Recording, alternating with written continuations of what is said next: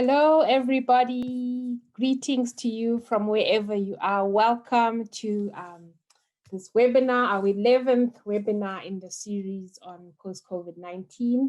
My name is Tanya Charles, and I'm based at the Atlantic Institute. It's nice to see all your familiar faces.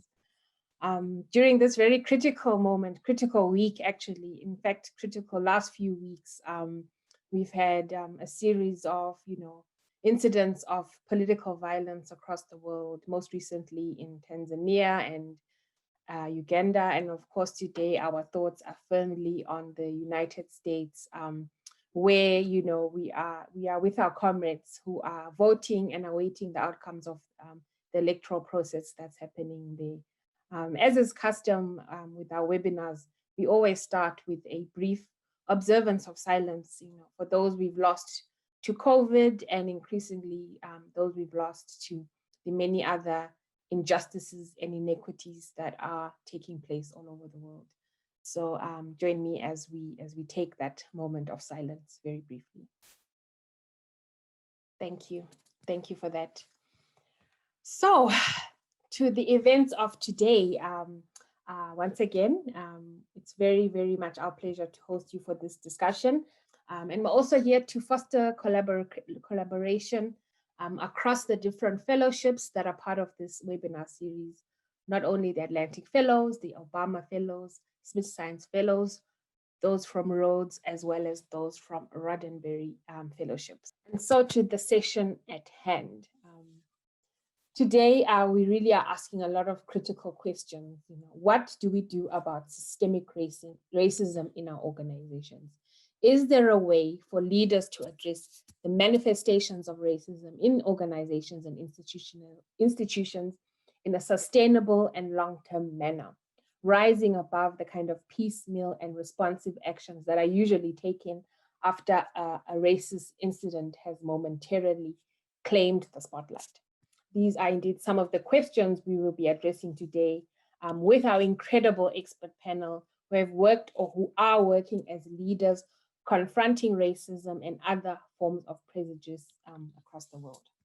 And so with that, it is my extreme joy to introduce our first speaker, who is Elizabeth Cruz. Elizabeth leads Democracy Beyond Elections. So it'll be really exciting to hear her thoughts on the elections underway, which is specifically the Participatory Budgeting Project's National Collaborative Campaign.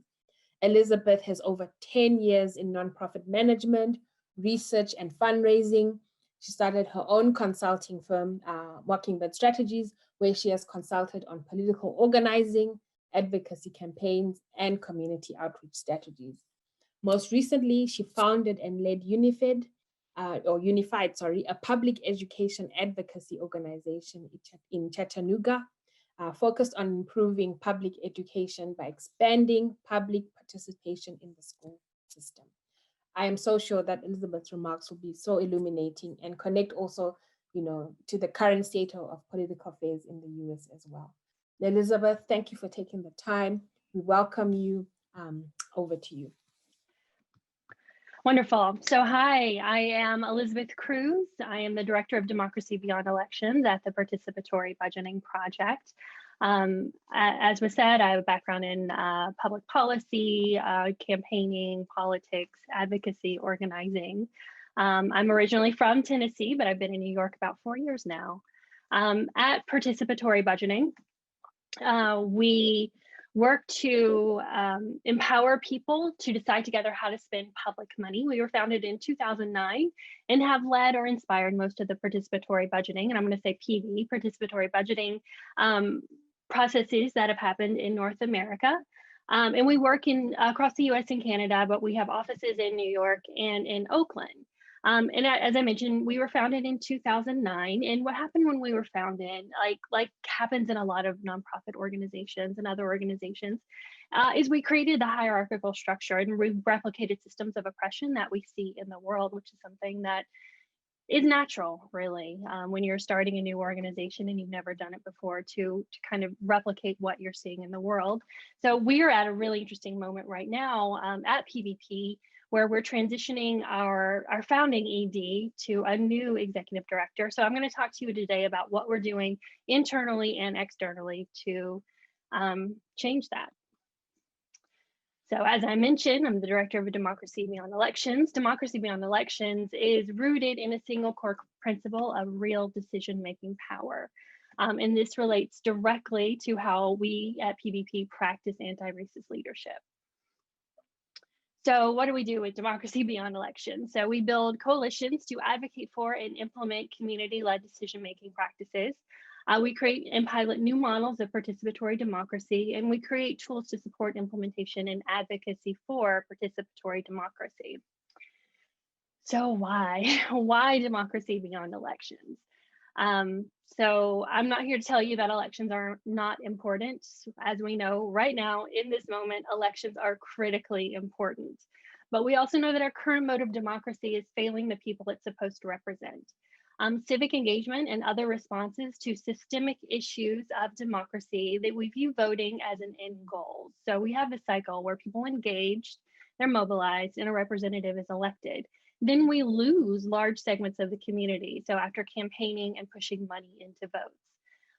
And while elections and voting rights are absolutely critical, we know that focusing on elections alone won't solve the systemic inequities our communities face. We know no matter who is pronounced the next president or the next mayor or the next city council person, we're going to have to continue to fight and to rebuild our country. So what if everyone had a seat at the table? We know that systemic racism is about power. So uprooting these systems, we have to confront and radically reimagine power, namely decision-making power. So at DBE, this campaign was born of asking ourselves to imagine a different kind of democracy and a different kind of organization. So what would it look like if communities felt empowered and equipped to have a real voice in the decisions that impact their lives? So we're focusing on creating those conditions that allow folks to deeply engage, to participate, to directly influence and decide the realities that impact their lives. That's the way we do PB and participatory democracy. PB and participatory democracy are not in and of themselves anti-racist, but the way that we do them and the power sharing piece and centering communities of color is how we do it. And we believe it's necessarily anti-racist. So what is power sharing? Every day, we ask elected officials and people with institutional power to share that power by honoring the voices of those most underserved and valuing the expertise in their own lived experience. And we realized we needed to turn that question and that vision inward. So we started asking ourselves, what does power sharing look like for our organization? So many nonprofits fall into the same trap of replicating, however well-meaning, the same systems of hierarchy and white supremacy that we set out to combat. So power over, hierarchy and white supremacy have a common root in power over. And we know that leadership that is anti-racist must be focused on power with your community.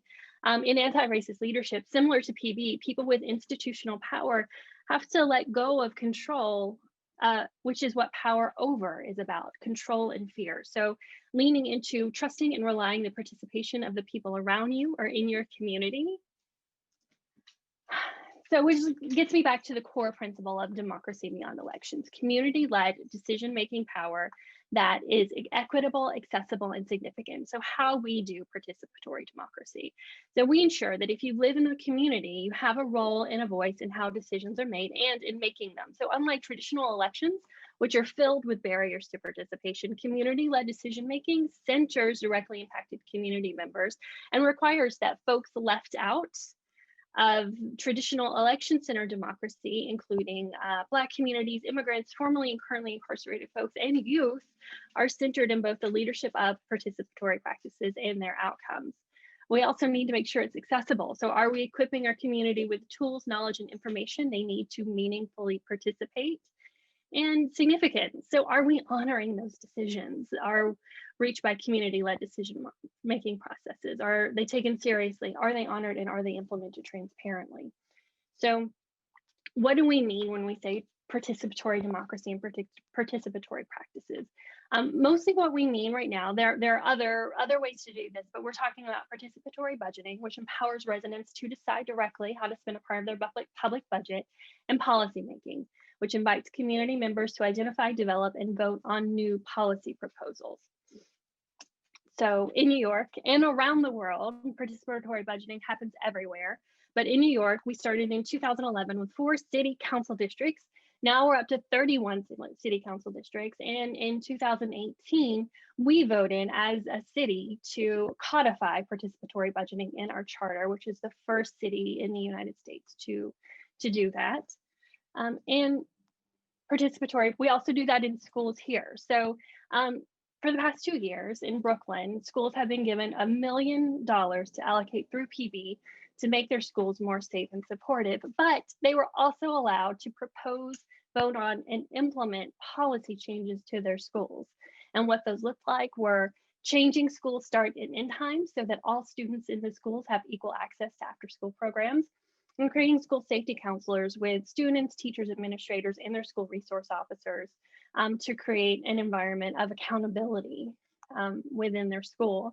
Also, we've seen in Phoenix, they recently voted to remove all of their school resource officers from their high schools, and they've taken that pot of money and they're going to spend that money and allocate that money through a PB process. So they're allowing the students in the community and the teachers to directly decide how to spend that money to make their school safer. How does this relate back to the conversation around anti-racist leadership? So this isn't a conversation just about diversity and inclusion. I will say diversity and inclusion are very important, but it's a conversation about power and privilege. So how are we not replicating those systems of power in our own organizations and in the work that we do?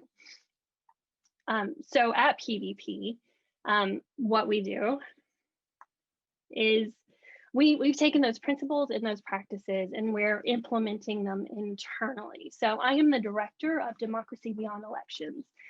In a typical nonprofit, that would mean that I make the decisions around Democracy Beyond Elections. It means that I talk to people, I get input, but ultimately it's codified that I'm the decision maker for my team. What we have done is we have broken down that hierarchy to create a flat team structure so that everyone on the team makes decisions that affect everyone else's work. So we use a consensus-based decision-making model to make decisions in our organization and on our team. And we're working to implement that model and that process throughout our organization to really begin to break down that hierarchy and those systems that we see in the world that we are trying to not replicate. So my question to you all is, how are you sharing your power? How can you share your power using an anti-racist leadership mindset in breaking down those systems? So we know it's not necessarily just about individual racism, but not replicating those systems of oppressions that we see in the world. So thank you all so much. Again, I'm Elizabeth Cruz, the Director of Democracy Beyond Elections. You can learn more about our work at democracybeyondelections.org or participatorybudgeting.org. My name's Elizabeth. My email address is elizabeth@participatorybudgeting.org. I would love to share more about our work and learn more about your work. So please feel free to reach out. Thank you. Thank you so much, Elizabeth. That was really, really useful, insightful, practical. And I think for me, what's powerful is how you basically challenging this idea that, change comes through diversity, inclusion. There's kind of been a drive to just add diversity, add brown people, add Black people, add people with disabilities, and we're done. But what you're doing is really going to the root of power and privilege. And it's just going to be really exciting, I think, to unpack later how you work through privilege in your organization and how you've given us some nuggets around power. And I think having even more discussion will be exciting. So thank you for that. It's great. And you stuck to time, which is really, it doesn't often happen, but thank you very, very, very much for your remarks. It's my pleasure now to move to our second speaker, Betsy Hodges. Betsy Hodges was the 47th mayor of Minneapolis in the United States. And in her role as mayor, she focused on 3 very clear goals. running the city well, growing a great city, and increasing racial equity. Quite a challenging piece of work there. Our priorities were ensuring that the city worked well for everyone and that all people could contribute to and benefit from the growth and prosperity of Minneapolis. Mary Hodges is a speaker and writer and serves as a consultant to organizations working with cities to improve equitable outcomes for people of color. She recently served as a residential fellow at the Harvard Kennedy School Institute of Politics, and incredibly, she's also one of our amazing Atlantic Fellows based out of the Racial Equity Program. Betsy, it's just really wonderful to hear from you always on this topic. And so I'm now happy to hand over to you. Thank you so much and good morning. And I don't have fancy slides, but what I do have is a lot of energy because I don't want the moment to pass without acknowledging that we don't know the outcome of the presidential election here in the United States. And that is a moment of tension. What we do know is that no matter what the outcome is, whiteness in the United States of America has been revealed more fully than it ever has been. And so that I am sitting with because I do work, I think about white people and enrolling white people in the work of equity, racial equity for a living. And I underestimated how committed white people are to our whiteness and to the impacts our whiteness has, the racism that attends to our whiteness. I underestimated that, which was a good reminder for me that I'm still white. I'm still white, and that underestimation was based in my whiteness. And I just wanted to acknowledge all of that. I think there are probably some white people on this call as well. And it's a moment for us to really realize, you know, the state, you know, we had 4 years of proof and here we are. And I know this is not a political organization. I'm not trying to make a political statement, but we are talking about race. And that is one of the key racial dynamics happening in this country at the moment. And a little bit about myself. I was the mayor of Minneapolis from 2014 to 2018. When I had been on the city council for 8 years, in 1992, I decided in the wake of the officers who beat Rodney King being acquitted, that I could see something clearly about race and white people and whiteness, and that it was a problem that we had and that we were creating for other people, and that it was my work to work with other white people on this issue. And that there was a long path that led to me running for office, and I was on the city council for 8 years. And then I ran for mayor explicitly on a platform of racial equity, and not just talking about racial equity and what we now call anti-racism, not in 2013, thanks to Dr. Kendi, but I was explicitly talking about that, including with white people, and not just things that made them white people comfortable. And Minneapolis is about 65% white still. But in ways that talked about changing our systems and what was in it for all of us to do that the continued growth and prosperity of Minneapolis, and certainly the country, depends on relinquishing our commitment to the racial disparities that we have. And I was surprisingly, even to me, elected in 2013 with a significant majority and mandate in a field. We have ranked choice voting in a field of 35 people. I had a very decisive victory. And then it came to governing. And there are a number of things I learned about governing internally and externally about racial equity and what to do. And you know, if I had known Elizabeth in 2014, you and I would have been on the phone talking about, okay, what do we do now? How do we do this well? And how do we do this right? But I didn't have you, and I did the best I could. And the first thing I want to note, and I wasn't able to articulate this until later in my term, but whiteness, and this is in the US context, whiteness wants comfort, it doesn't want change. And so a lot of the racial equity work you see in government and in a lot of organizations is work that doesn't push the bounds of what keeps white people comfortable about our whiteness and about race.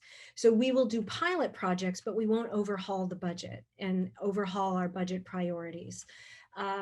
You know, in the school setting, and I wrote a piece in the New York Times this summer, and I used this example, which really captured people's attention. In a school setting, we are very delighted to do mentorship programs and summer jobs programs for young people of color, which is great, and those are necessary.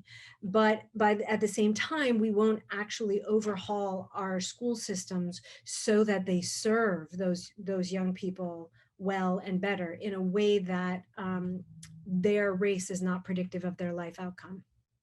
We hesitate at that, and we will resist that and change that. So that's what I mean when I say whiteness wants comfort, especially on the left. It doesn't want change. It doesn't want change. And that is what I think all of us in our organizations and institutions are facing. So often the work is characterized as DEI, diversity, equity, and inclusion. Here's what you don't know about the history of race in the United States or wherever you find yourself. Here's how it works. Here's how things are. You know, there's this unspoken, the climate, you know, the unspoken background noise is, and race is about being a good person or a bad person, so stop being a bad person, and here's how. And that's often how the work is approached. That approach has limited utility. You can get somewhere, but I don't think we can get all the way to where we're going with that approach, because it doesn't always get at what it takes to change the systems that are in place.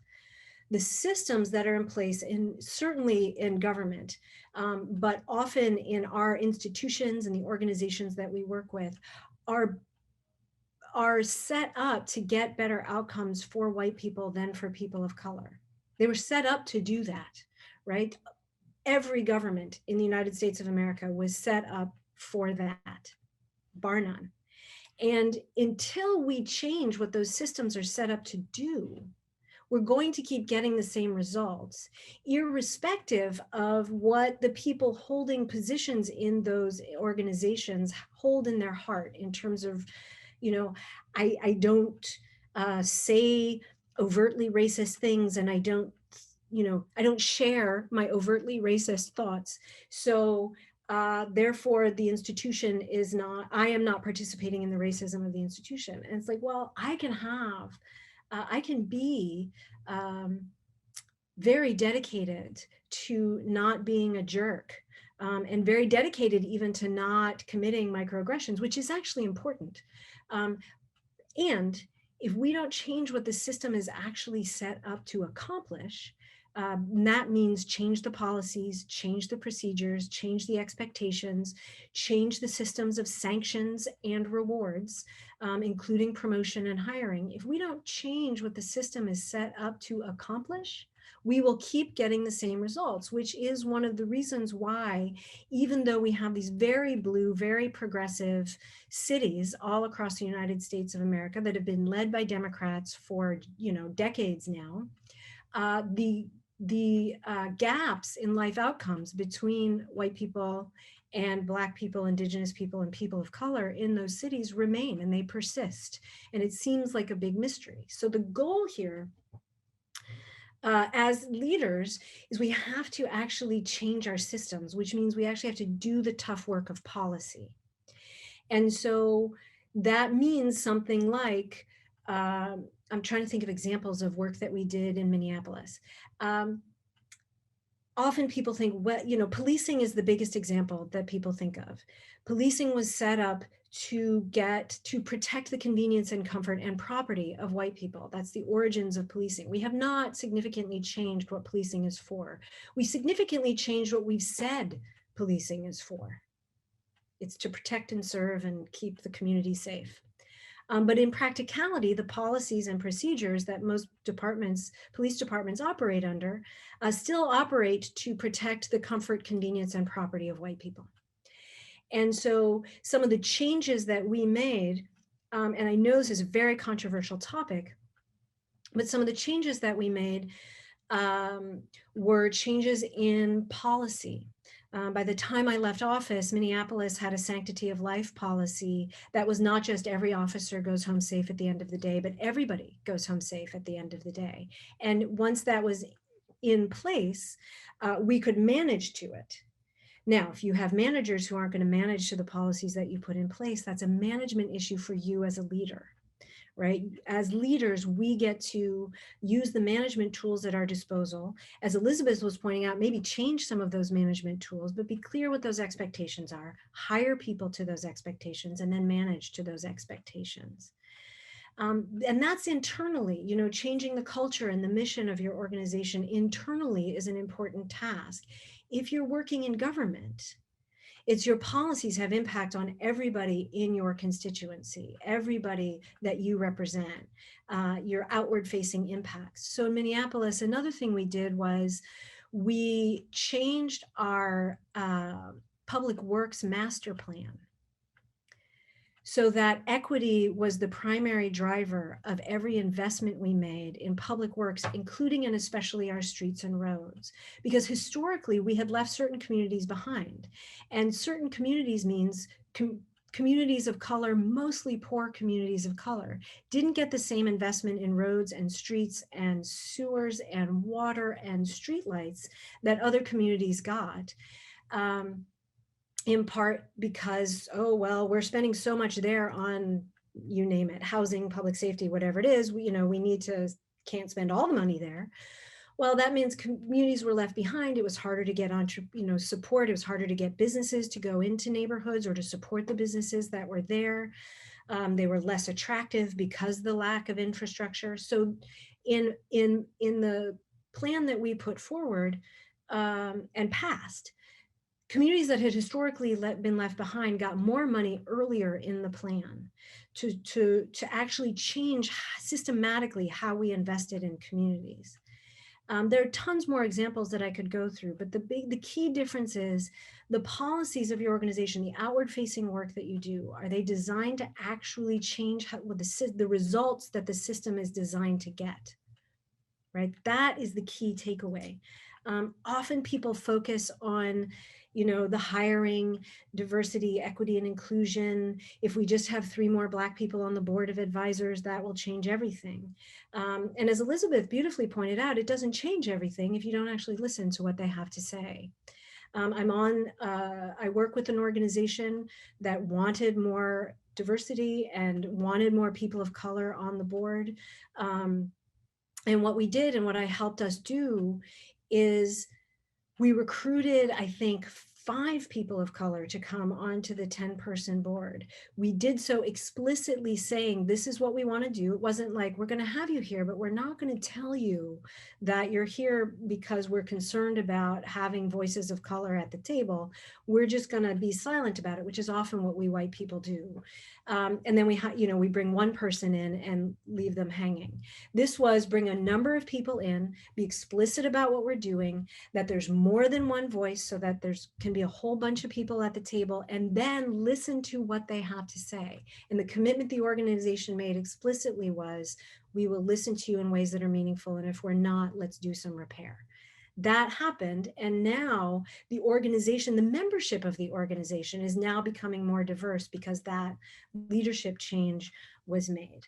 The last thing that I will say is that one of the mistakes, if you're doing this work and you're doing systems change and you're doing policy change and you're changing the outcomes that your organization, is designed to get, you will have resistance, particularly from white people.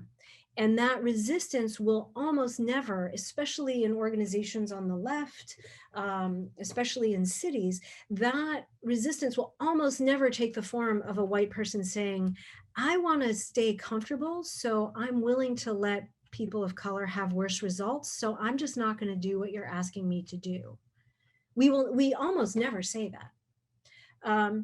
But that's what we're doing. And so it'll look like we don't have the budget for that. Sometimes it's a management issue with staff who aren't on board with the changes that you want to make. That's where management skills come in. Sometimes it's constituencies of the organization, the membership of the organization or the board. Because what you see is when you do try and change, for example, how school systems are set up, what you see is all the, not all, but a number of white parents from the richest part of town who consider themselves liberal and want young people of color to get a good education, just not in the school in my neighborhood, because that would inconvenience me and my child. And I'm not convinced that my child will get a good education. So I'm going to fight like crazy. But I'm not going to say it's about race. I'm going to say this particular plan is terrible. I saw this happen in Minneapolis. I think 3 times now I've seen this reaction happen in Minneapolis.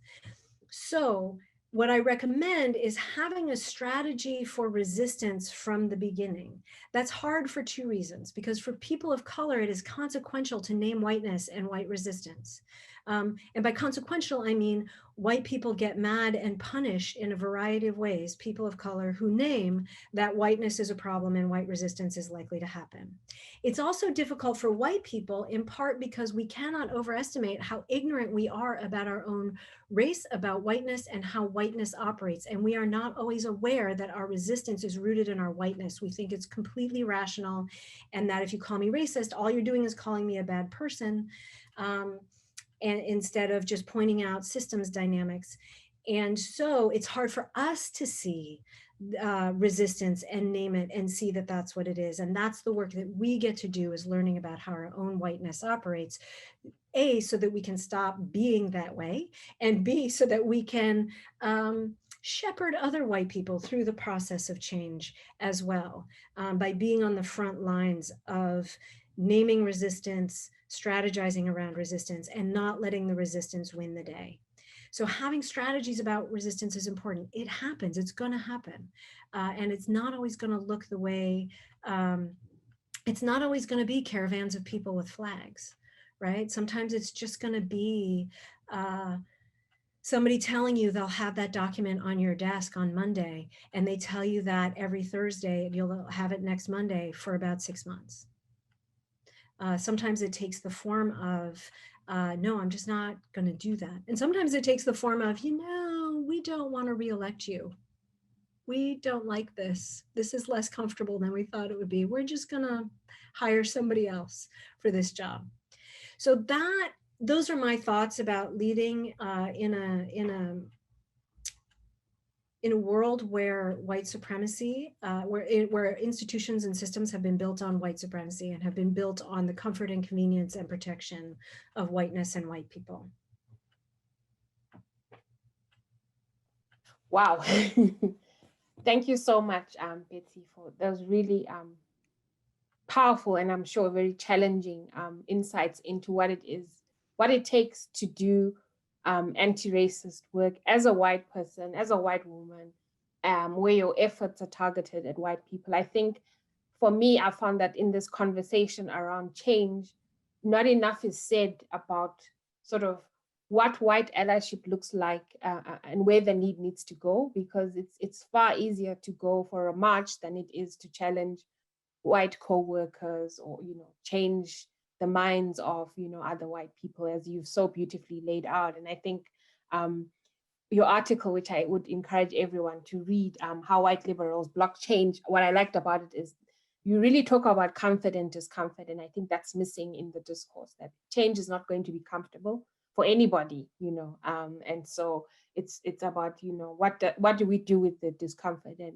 it normally takes 2 parts. It either becomes, resistance or feelings of shame and guilt, or people just step out of the whole, systems change process completely. So yeah, I look forward to deep diving on this with you, as I'm sure many of the participants do as well. Thank you for your leadership in this area. It really is appreciated. And now we do have our last keynote speaker for today. It's my pleasure to introduce Dr. Leila Hussein, OBE.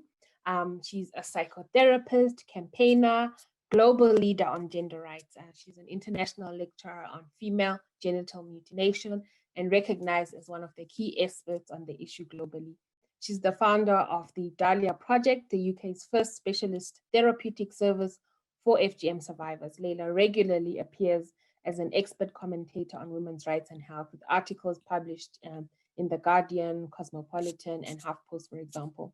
In 2019, Layla was appointed Officer of the Order of the British Empire, and she's also part of the team behind the Gold Generation, a project focusing on the importance of the emotional well-being of activists in the field working on the issue of FGM. And of course, more recently, she was elected as the rector of the University of St. Andrews, making history as the first Black woman to hold such a position. So I'm confident Layla will have lots to say about, challenging racist systems in institutions, given the work that she's been doing. Layla, welcome once again. It's over to you. Thank you so much for having me here today. And Elizabeth and Betsy, when I found out I was going to be on a panel with you, I had the opportunity to go and have a look at your work, and I was super impressed. And you two are a great example of how white people must tackle racism, anti-racism. I think is important.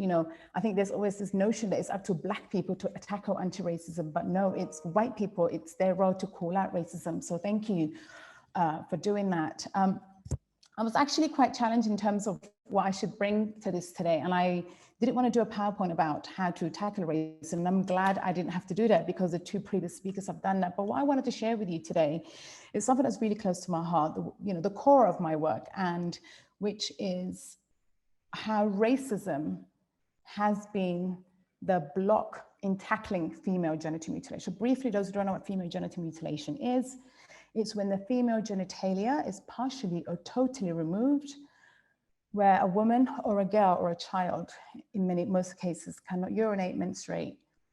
They're expected to give birth and have intercourse at some point. It's one of the worst forms of violence.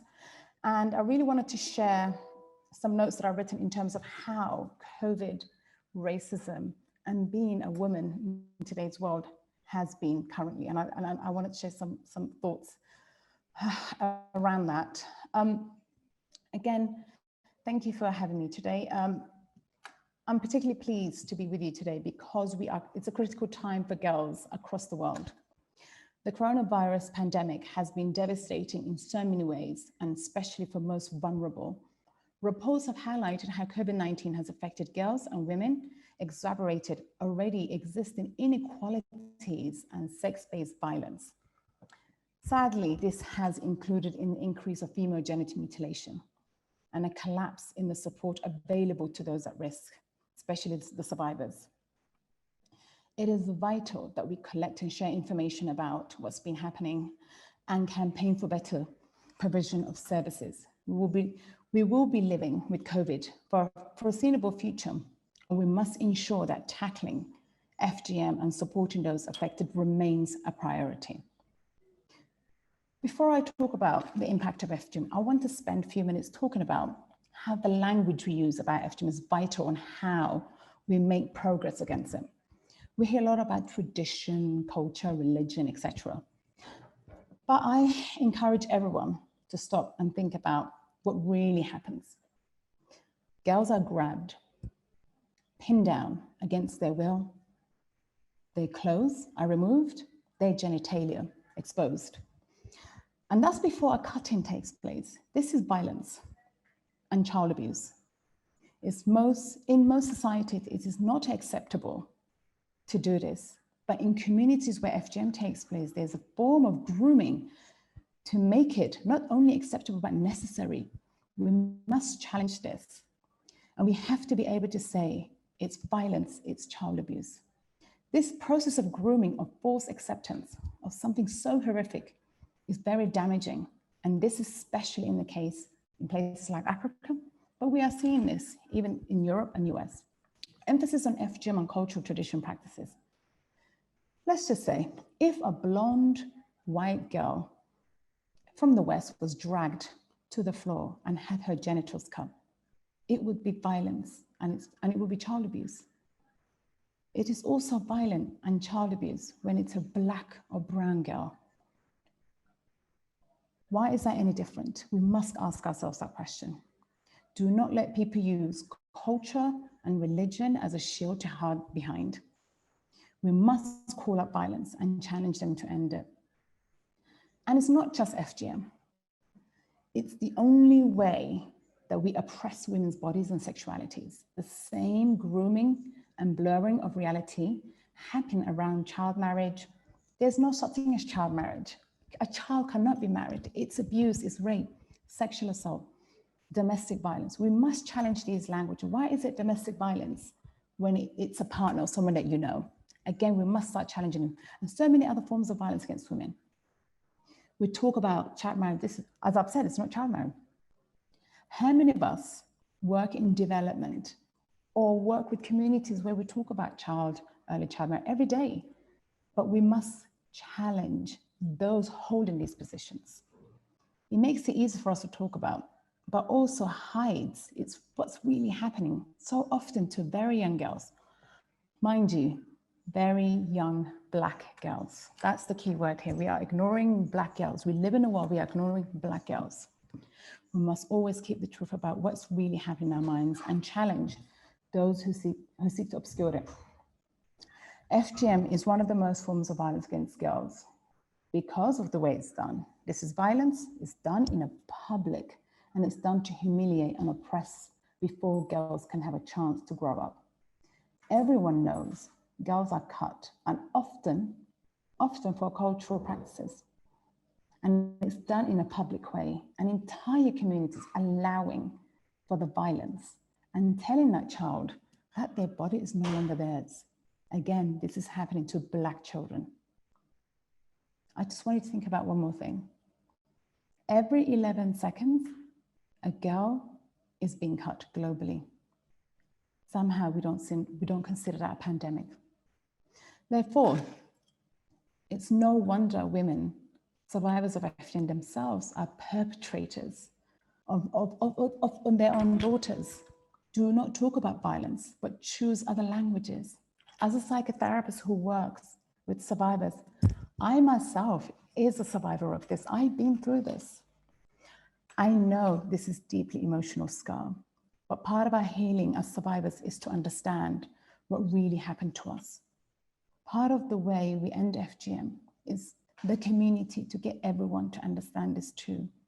This is why the language we use is so important. We must be clear about what's happening. This is happening to children. Again, I'm going to repeat, Black girls, but also affects and controls all of us as an activist working against FGM.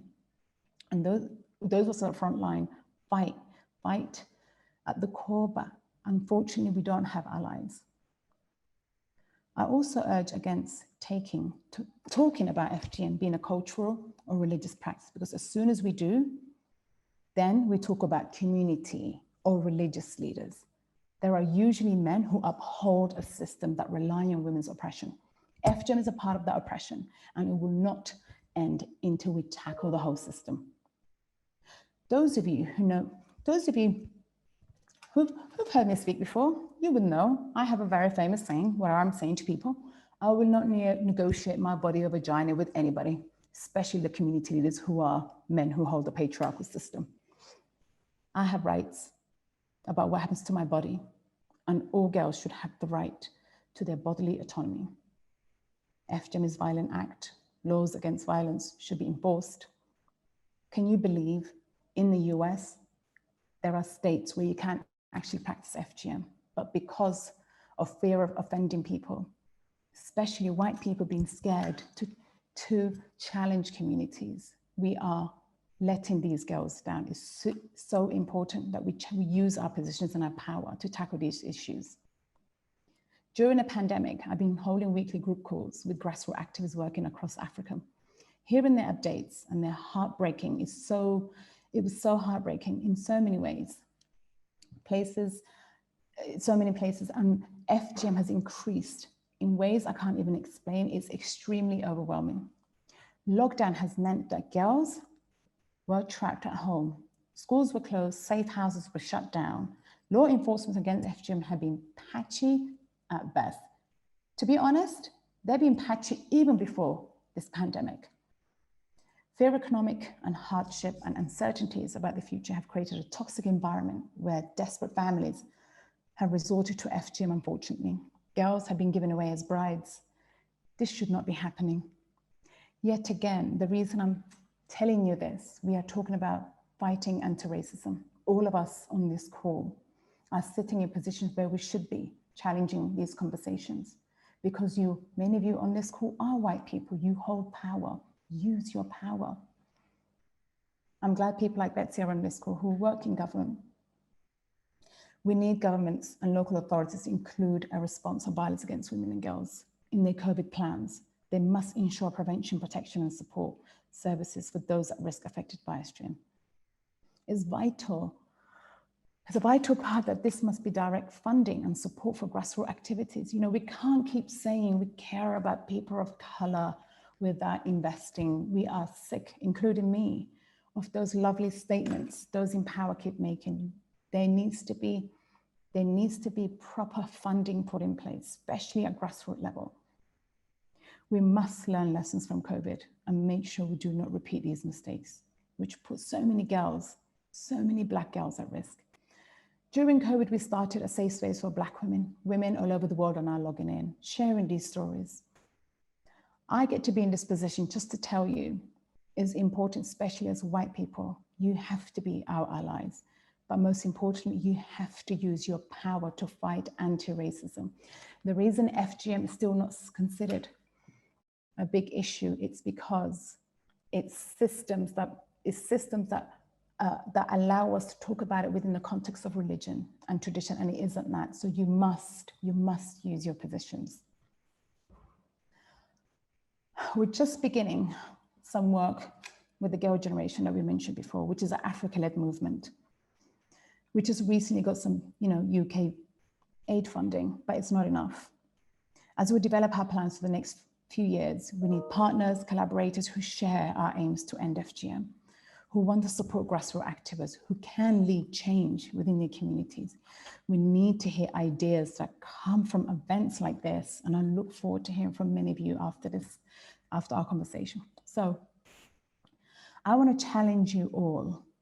How will you use your power to stand for little Black girls? Thank you so much. Wow.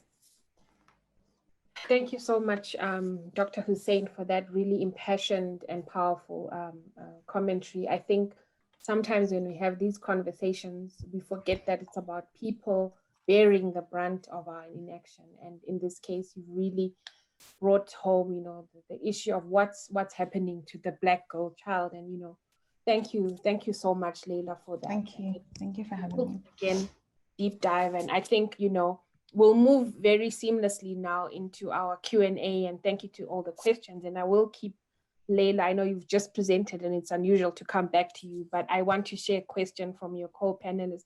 Maybe Betsy, you can ask it directly or I can read it, but I think it's really pertinent on the issue of how white people respond to culture and tradition. Betsy, over to you. Great. Thank you, Tanya. And thank you, Dr. Hussein. That was super helpful for me to hear. It's a hard topic for me to think about. And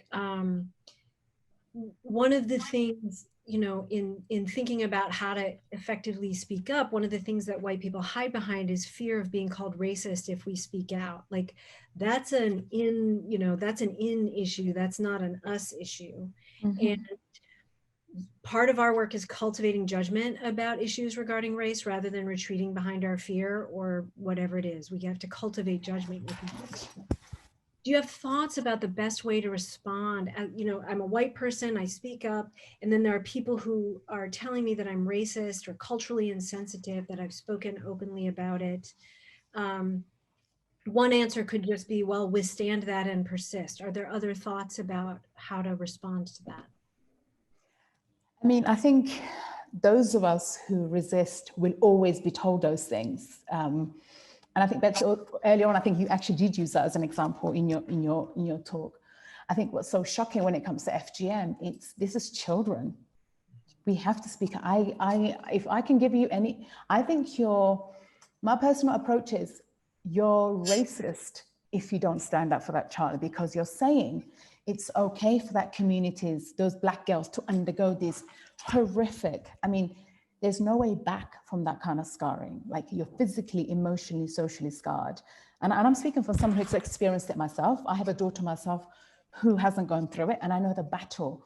However, every girl deserves the same protection that my daughter received. And I think that's the way I see it. So unfortunately, I'd rather be called a racist than watch a girl undergo this. We have to, you know, we're going to be called everything, especially if you're a female activist. We get called everything. We get called sluts. We get called racist. I was raised in a Muslim family, but I question Islam every 2 seconds. We have to. When there's a system that's oppressing and abusing anybody, I don't care if you're Black, white, LGBT, we have to speak up. We have to. And it's white people work to. Absolutely. And white people have to use their power here, because really the stats is every 11 seconds. By the time we finish with this call, I think over 400 girls would have been, I don't know if anyone can do a quick calculation. And that's not acceptable, that we're not marching for these women. We are not marching for these girls. And it's shocking and scary. Thank you. Thank you both. And I'll do an unusual 2-minute addition there, as you know, which I really, and before I extend to the community, but I think part of that is around the difference between speaking for and speaking with. I think, you know, we have people like Dr. Hussein who are doing the work of calling out female genital mutilation. It's about, you know, foregrounding the people who are doing the work, and I think that's where also it gets a bit sticky. But so I invite you now just to quietly observe, you know, some of the highlights of today's discussion.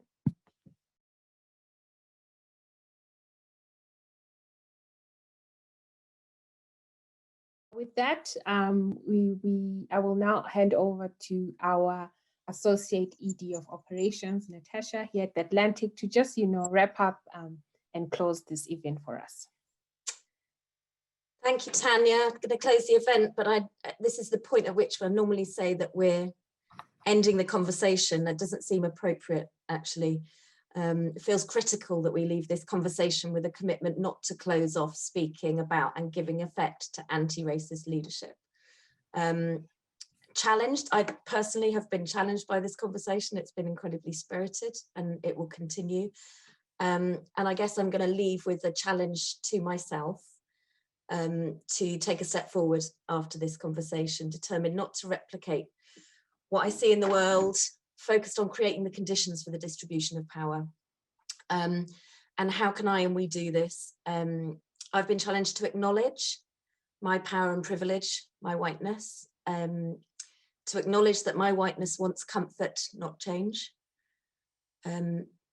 That it's time to call out the language, it matters, and not speaking obscures abusive practices. That's not okay. How will I use my power for little Black girls and not ignore and obscure?